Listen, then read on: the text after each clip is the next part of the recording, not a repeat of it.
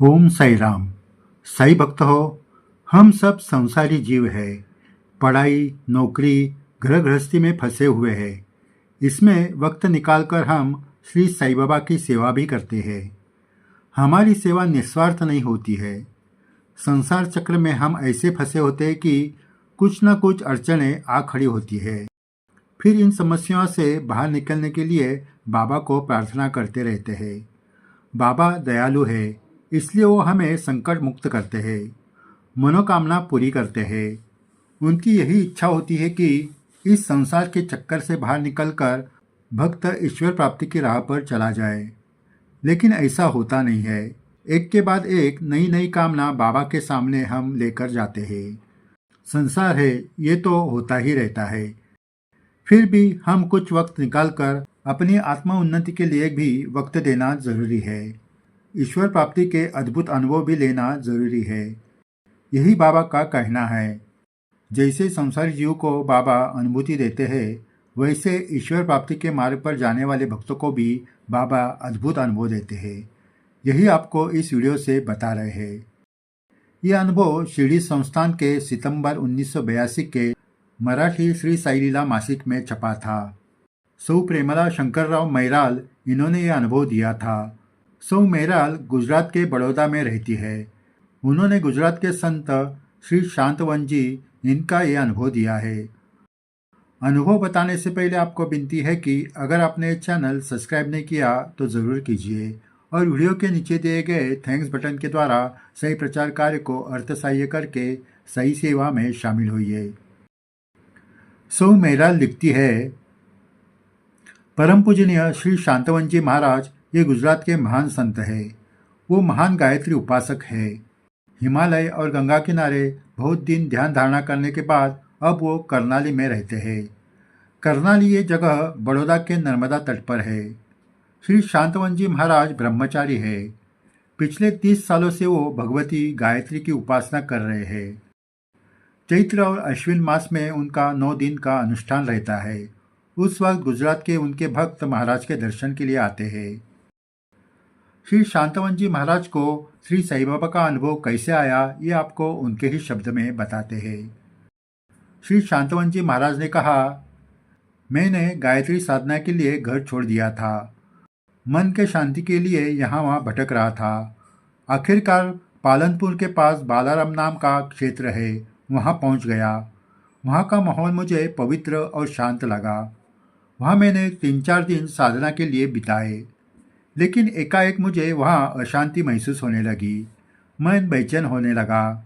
अब मेरा जीवन ऐसे ही बीत जाएगा, इस सोच में से मैं निराश हो चुका था। मन में आत्महत्या के विचार आने लगे।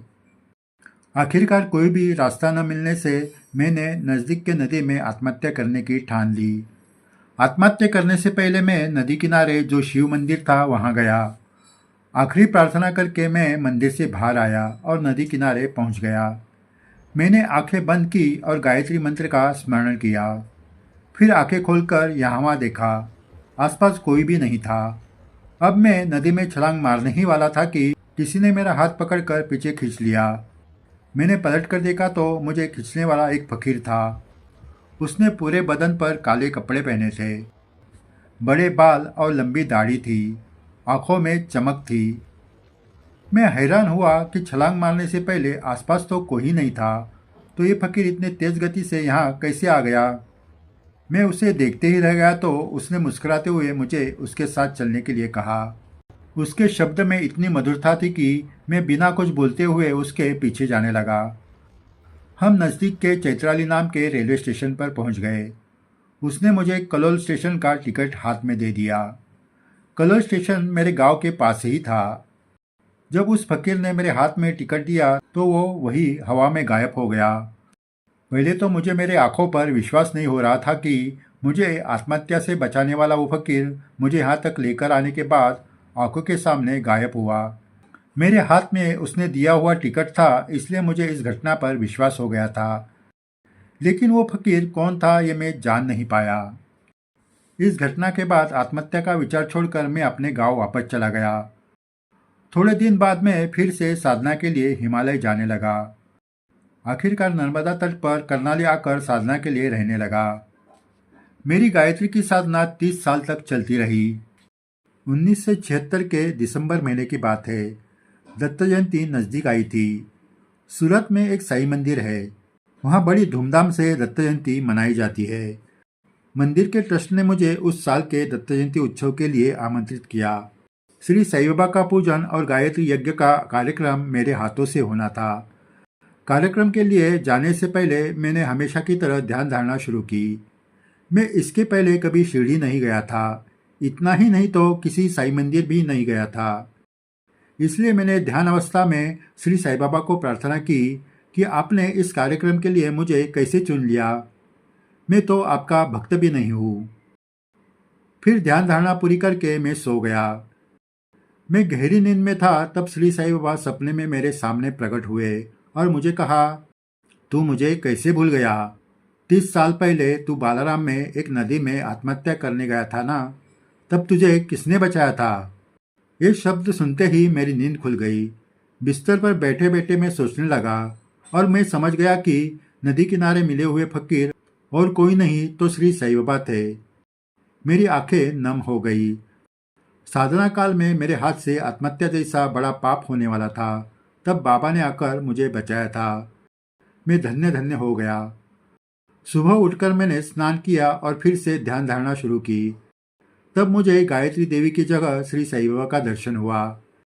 मैं समझ गया कि मैं जो गायत्री देवी की उपासना कर रहा था वो श्री साई बाबा तक पहुंच रही थी। आत्महत्या करके वो खंडित न हो इसलिए श्री साई बाबा फकीर के रूप में आए थे। मेरे खुशी का ठिकाना न रहा। दूसरे दिन मैं बड़े उत्साह के साथ सूरत में श्री साई मंदिर में दत्त जयंती उत्सव के लिए चला गया। साई भक्त हो, ये अनुभव श्री साईलीला में 1982 में छपा था। आज श्री शांतवन जी महाराज के बारे में हमारे चैनल के पास और कोई जानकारी नहीं है, लेकिन यह अनुभव सत्य है। इस अनुभव से हमें सीख लेनी चाहिए कि अगर आप मन से किसी भी भगवान की उपासना करते हो तो वो श्री साई बाबा तक पहुंच जाती है। इससे ये पता चलता है कि श्री साई बाबा में सारे ईश्वर तत्व समाये हुए हैं। हम साई भक्त भाग्यशाली है कि हमें बाबा की सेवा करने का अवसर मिल रहा है। जय साई राम। आगे भी ऐसे अद्भुत अनुभव आपको बताए जाएंगे। अगर आपने चैनल सब्सक्राइब नहीं किया तो ज़रूर कीजिए और वीडियो के नीचे दिए गए थैंक्स बटन के द्वारा सही प्रचार कार्य को अर्थसहाय्य करके सही सेवा में शामिल होइए। जय साई राम।